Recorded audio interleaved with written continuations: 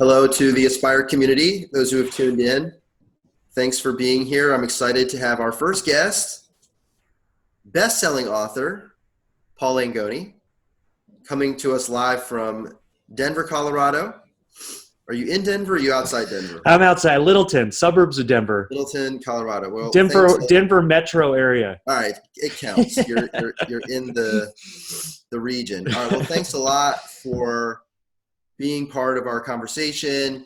And I've been a huge fan of your work for several years. We've been friends for several years now. And I've been so encouraged to see all that you've done with all of your books, in particular, the one we're going to focus on and talk about, 101 Secrets for Your 20s, which is so good. And it's taken you on an interesting journey as a young professional, blogger, author, speaker. And why don't you start by taking us back to those early days before there was a book, before there was a blog, when you were just hustling around in your 20s trying to get yourself going. How did those early days plant the seeds for what you would do? Yeah. Thanks for having me on, Danny. I appreciate the kind words. And man, I've looked up to you and the work you're doing too. So it's exciting to be here today and talk to you. And to get to your question, but to start at the end, just even what you were describing, I think it's such a cool experience when you start kind of with one thing and you're like, I want to do this one thing. And there's reasons behind it. You're passionate about it because it's usually built out of your own pain, your own frustrations, your own failure. It's so personal to you that you're willing to push past all the obstacles, all the challenges, all the things that somebody else wouldn't, because it's not as personal to them. It's not as real to them. And so for me, that was definitely the case. Long story short is I basically felt like a failure after college. As I entered in my 20s, those years of transition just felt so overwhelming and ambiguous. And how do you figure out what you're supposed to do with your life? How do you figure out who you're supposed to marry, where you're going to live? All these huge life questions that just felt overwhelming. So I started writing about it. I started talking about it to friends. I'd be the guy at a party when you'd ask, hey, how are you doing? I'd be like, you know what? I'm not doing that great. I'm struggling. I just started being really honest about it. And then I started realizing, wow, I'm not the only one. Wow, my other friend's struggling. This friend that I thought was going to go change the world and make $1 million, he's living back at home with his parents and he's depressed and he's struggling to get out of that. So I was realizing, man, I'm not the only one. So that's when I really started thinking, man, there's something to this. I got to keep writing about this. I have no idea how you be an author. I have no idea how you be a speaker. Right. I don't know any of the strategies. I don't know any of this stuff. I don't have friends that are in the space. So it was just, here I go kind of experience. And then it was the learning and the growing and all the stuff that then was a decade basically of growing into that dream.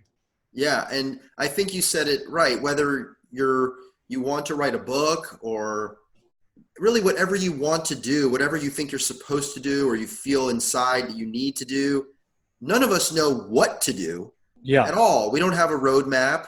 There are people who can guide us, but we don't really know. When I worked on writing a book, I didn't know how to do that, or starting a blog or anything that I've been working on too. No one really knows exactly what to do. You just have to jump in and say, I'm committed to this project and I'm just going to ride it through regardless of the obstacles, the challenges, the confusion. I'm just going to do it because I know I'm supposed to. Yeah. And that's where it's so important. I think it's so crucial to start asking yourself some intentional questions about even getting down to what are your musts?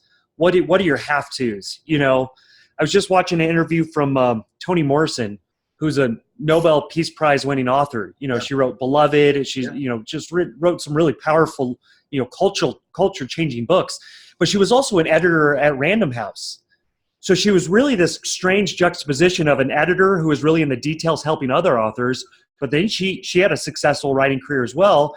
But then she was also a single mom trying to raise 2 boys and commuting into New York. So I love this part of the interview where she's talking about this experience, and she was just sat down and wrote a list of all the things she had to get done that day, of all the things she had to get done that week. So she writes down 50 things for this busy, high-powered New York editor and an author. And then she goes back through the list and she goes, okay, but what do I have to do? What is a must? And if I don't do it, I know that I'm going to be a failure to myself if I don't do these things. And so she crossed out everything but write and raise my kids. So she quits her high-powered, comfortable, high-salary, Random House editor job, and she takes that risk of being a full-time author. She had some success, obviously, but she was still taking a risk. So I love that image of getting down to your have-tos, your musts. What are some things within your own story, within your own life, that's just so personal, that resonates so deeply with you, that it's something you cannot not do? Yes. And when you start getting down to that, because I think sometimes we view passion and I'm going to do my dream and it's just this sexy, exciting thing. And it doesn't even feel like work. Really, it's going to be difficult still many steps of the way, even if you love what you're doing. And so it has to become something not that you just want to do, but it becomes something that you cannot not do. I love that. And that's the way it was for me, man, because I got rejected by every publisher around. I'm that classic story of failure. And so, but it's still that writing piece was something I could not do. Yep. I love that. I think that, when we're in our 20s or in our 30s, even beyond that, we all have a chance to take an honest look at ourselves and say, in fact, this was one of the, let me get into this, because this was one of the points that you made of the 101 secrets. And I'll, excuse me, we'll put the Amazon link in due time. Book. But point number 58, was it 58 or was it? No, I'm sorry, 73. The biggest risk of your 20s or 30s, as it were, would be never taking any risks at all.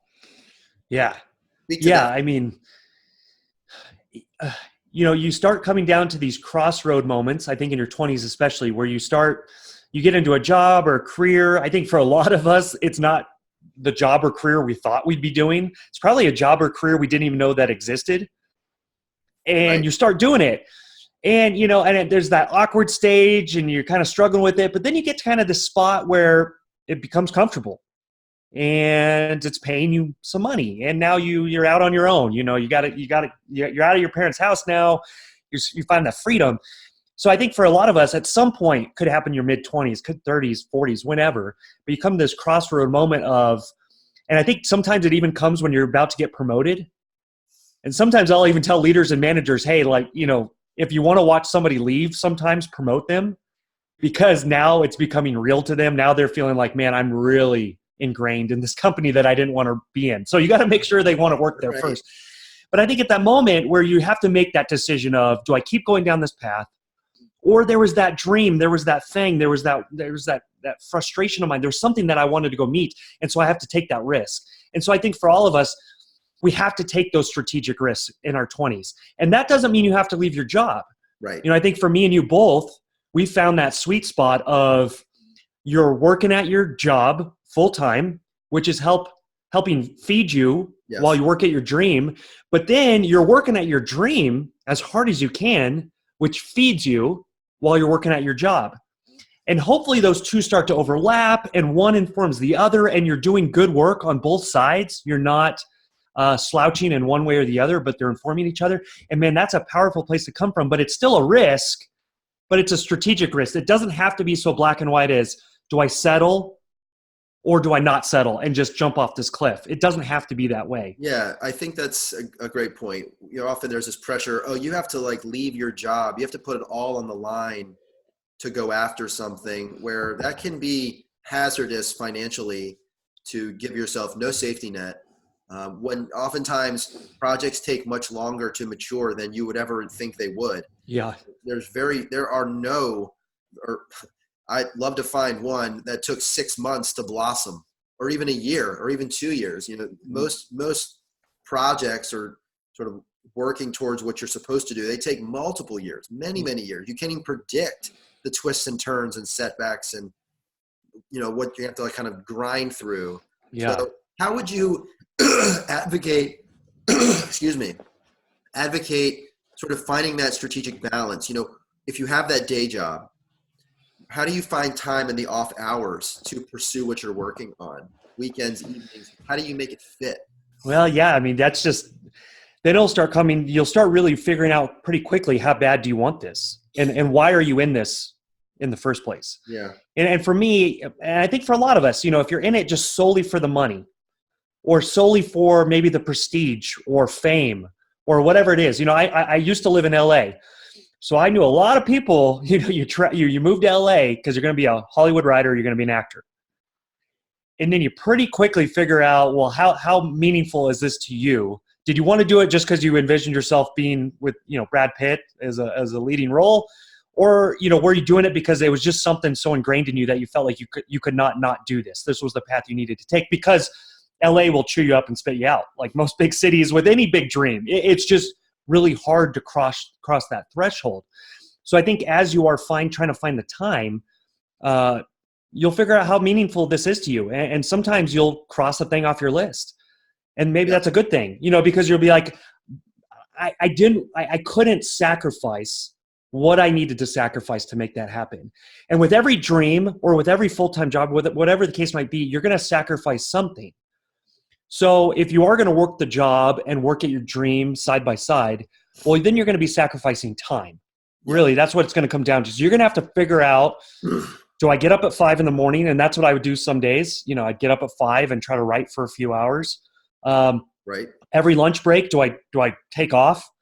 And I worked in an office that was very, it was a great office. We were all great friends, but it was definitely that feeling of everybody would go to lunch together every day. And so I started feeling like the outsider, and I definitely started seeming like the outsider, because I would basically go, hey, I got to go. I'm going to go work. Yep. And my friends would joke. They'd be like, what, you're going to go blog? And that's work. That's your work. Come on. That's so cute, Right. But I could see the vision. I knew what long-term I was going for. I was like, yeah, I got to build my audience. It's not going to happen if I don't keep plugging away at this, And so, you'll figure out really quick if this is something you really need to do or not, by how much are you willing to sacrifice, and then you can go from there. Let's speak for a moment. Let's say someone's in a job. They love the job they're in. They see a lot of growth up the ladder or within the industry. They're not necessarily looking to jump out and do a side project, but they want to grow with what they have. And one of your points in the book, secret number 19, our plans aren't the problem. Our timeline is the problem. Yeah. So what do you mean by that? Speaking within the context of, even if you are hungry to grow with where you are, what does it mean to respect the natural timeline that's going to take place, whether you fight it or not? Yeah, I think for younger generations, especially as older generations look at younger generations, typically one of the complaints is they're naive, they're idealistic, they have all these big dreams or big ideas, and they want them to happen right away. And for me, I felt like, man, as a generation, I love that we have big dreams and big goals and big hopes, and that we're optimistic. I think these are all really powerful characteristics. But yeah, you kind of have to hold it in juxtaposition but you might not see the fruit of that big dream or that big idea, that big goal, whether you're inside a company or you're outside of a company. You might not see the fruit of that for years. And who knows? I often say that pursuing a big idea, pursuing a dream, is like planting an avocado seed. It's going to take about 10 years before you see any fruit. And to make it happen, you're going to have to water that seed and feed that seed every day. And then, you're just hoping and praying that in 10 years that everything goes right for you to see some of the fruit. And then maybe in the process you pivot to, you want to grow peaches instead, because now you've fall in love with peaches. And so you pivot, but you took a lot of the things that you learned about trying to grow an avocado tree, and you're growing peaches, and that was the thing you needed to do. So again, you don't know how it's all going to end up, but finding that thing that you can keep watering and growing, because success in our 20s and 30s is not really about enjoying the feast. It's more about setting the table. So that it's that preparation, that process, that setting the foundation, so that when the ideas start happening, when the fruit starts coming, man, you're ready for it. You're ready to run with it, and you have a foundation. You're not going to be crushed by it. Right. Because that's also what happens to one-hit wonders, where they're all about the outcome and they get some big outcome, but they had no foundation to withhold it, no foundation to rest on. And so then they just got crushed. And we see that story played out time and time again as well. I love that point. It's, you could say you start something and then it might take 10 years. It probably will take a decade to really become what it was supposed to be. And you said, you hope and pray that's what it is, but it's also that since you're living it every day, at each stop, you look back and say, well, I know I'm here now because of the things that I did. It's not like I time traveled. Like everything makes sense at every stop that I'm at because it's just the reality of the work that I've done and where it's led me. And you don't know what's next, but you just know where you are because you know intricately every step, painstaking as it may be, that got you there. And can you talk to the value of consistency? If you're pursuing a career path, a side project, a dream, whatever it is, the value of not taking days off, weeks off, months off, getting back to it later, but continuing to water all the time, why it needs that constant maintenance, can't take breaks. Yeah. I mean, for me, I wrote about this actually in my newest book, the 101 Questions, which I have because I was referencing it earlier, but because I wanted to ask those kind of questions of myself, of readers, to get down deeper into, okay, how do we get this? And I remember thinking about something that was meaningful to me was I grew up going to Kansas to visit my grandpa and my uncles, and they all were farmers out in Kansas.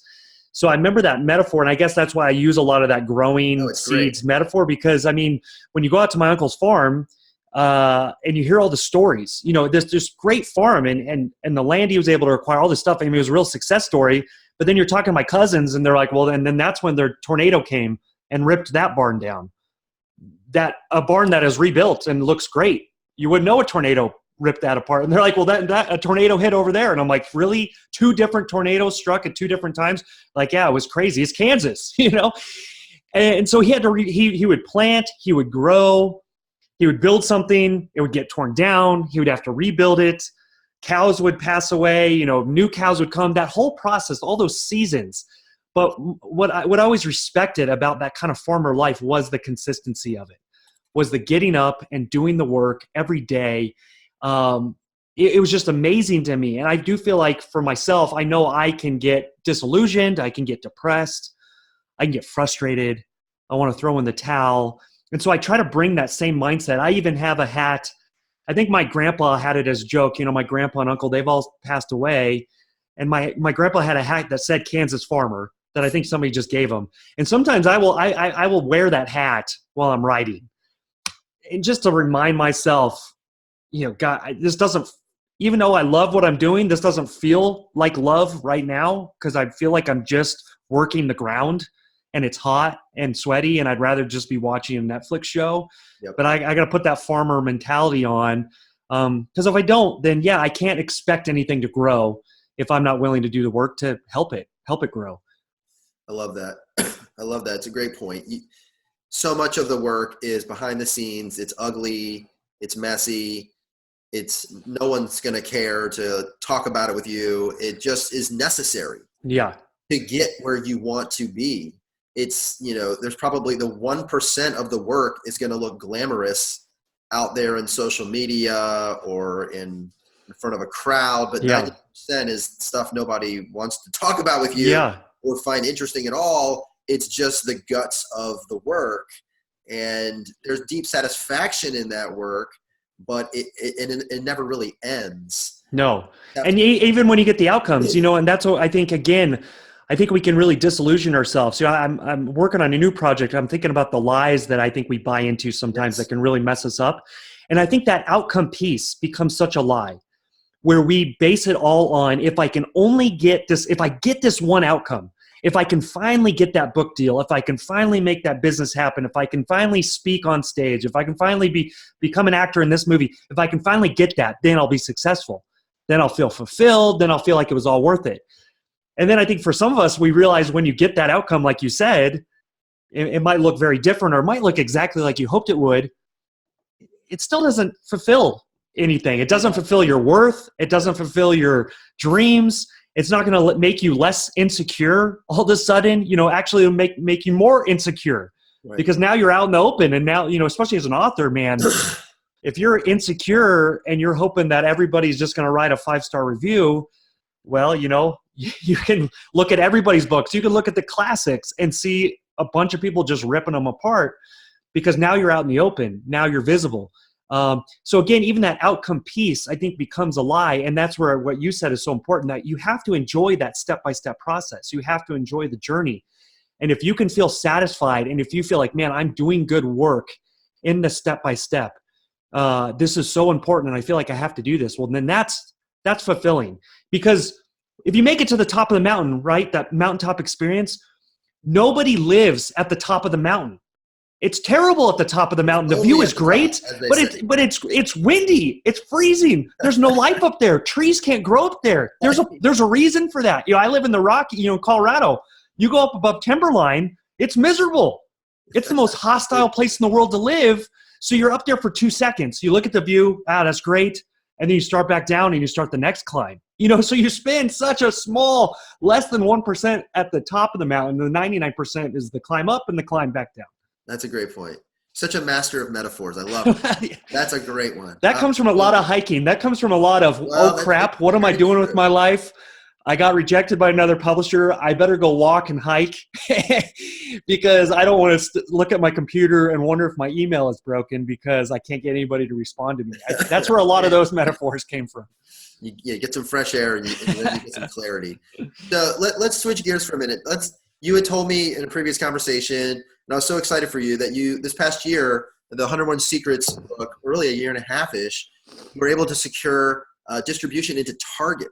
Yeah. Incredible. And I think for all of us who have been in Target or any big box store, and we see books, we see anything on the shelves, we're like, how do things get on the shelves, right? Yeah. Like, we just assume that products are there for us to buy. We don't understand the back channels of how we purchase these items and how they get to these store shelves. So tell us about how whatever you're willing to share, about how you got the book into Target, how it performed in the store, what that experience was like for you, and what it taught you sort of bigger picture about, how opportunities and how everything is sort of, you have it and then you don't. Yeah. That's, it's a whole long story, and you look back at the pieces, and it's really hard to even tell the story without saying, well, it started here, which led to that, which led to that, which led to that, and you're putting all these pieces together. And I think, again, that's a lot for all of us. Yes. Is all these different things start coming together. That one article you wrote gets picked up on, Pinterest, like for me, which is how I went viral, 21 Secrets For Your Twenties. It was Pinterest. Then you get interviews, and then Google starts picking you up more. Then a publisher gets interested in that. And for me, that's really a story, is that I ended up getting a traditional publishing deal because I was building enough traction and momentum on my blog. So that was in 2013. But yet, I didn't get into Target until 2019. Right. So that, and that, for anybody that kind of knows the game, like, that's pretty unheard of and weird and strange. Because typically a book doesn't, is not out for 6 years, and then all of a sudden Target brings it in like it's something new and fresh. That typically doesn't happen. But I think what my story is, again, is it's that slow build and the long tail of a perennial seller. Yes. To where, my book, it just has continued to grow and sell through Amazon, through college graduation season, Christmas. It becomes, parents want to give it as a gift. 20-somethings themselves are buying. It never reached that New York Times bestseller status where it sold 20,000 books within 2 weeks. Right. It just sold more than that over a long period of time. It continues to sell. And so then basically Target had enough to look at to say, okay, yeah, we should take a risk on this book. So really a lot of credit in my case, which doesn't help other people, other than the fact of get good partners to help you. Well, yeah. Is that the sale is a great sales guy at my publisher who wasn't there when my book first released, but who had later came along and said, hey, there's a lot I can rest on here. Let me go pitch it. And so then he got some distributors interested in it that feed Target. Well, so and then it sold, and then that goes back to all the 10 years it took writing the book and crafting it and failing and risking and all this stuff that went in there.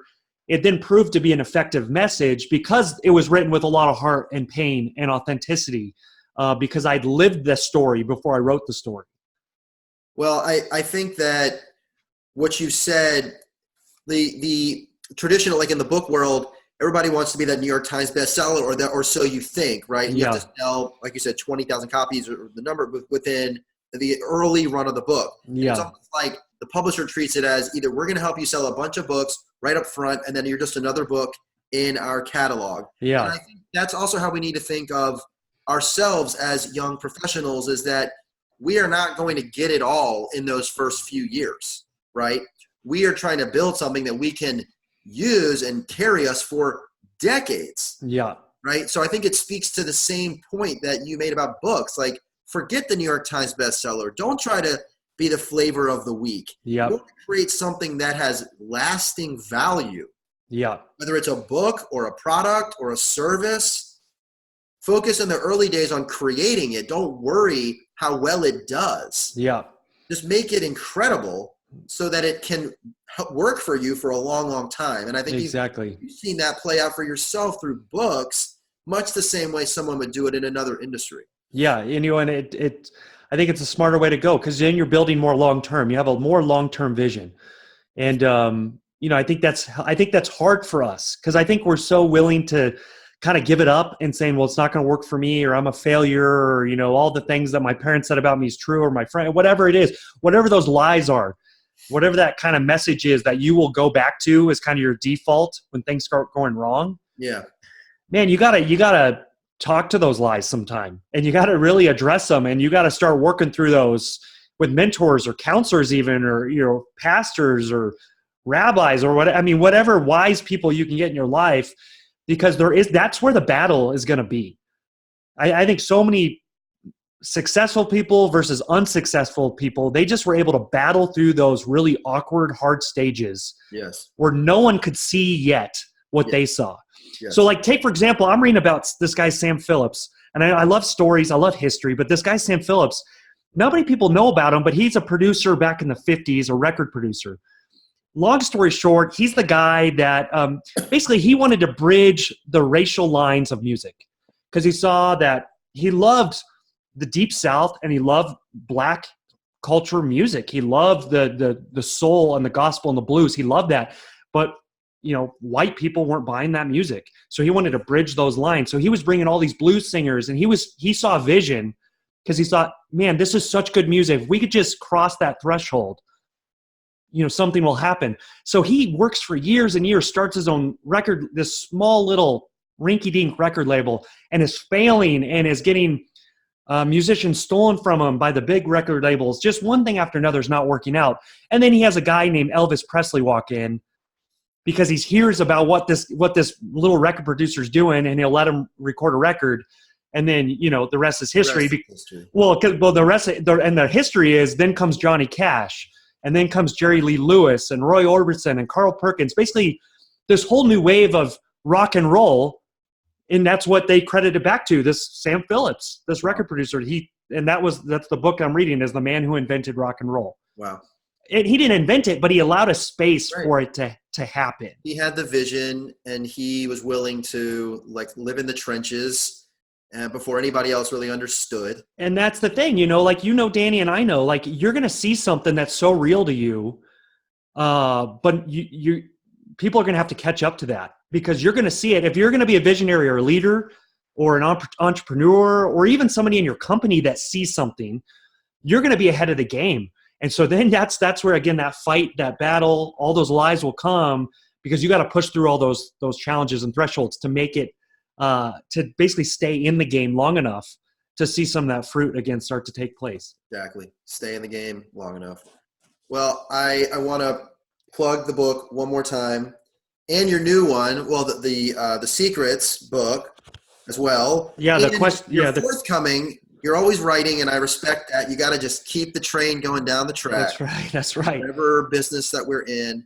And I'll put the Amazon link in the Facebook group so people can check it out. Over 400 reviews on Amazon. This is legit. So take it from my word and Paul's. This is a book to have at any age, really, as we're growing and developing. And I want to thank you again for being our inaugural guest. Well, it was a great conversation. And again, just so people know about that book, is that I got paid $5,000 when I finally broke through and got a publishing deal. I got $5,000.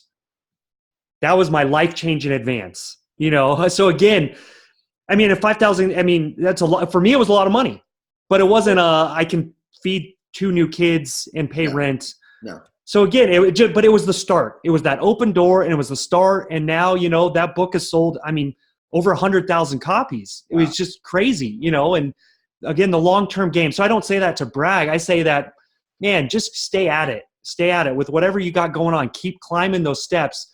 And even when you reach the mountaintop, you're going to start back again on that next climb. And that's beautiful. Amazing. Thanks, Danny. Thanks for having me. We'll be talking. All right.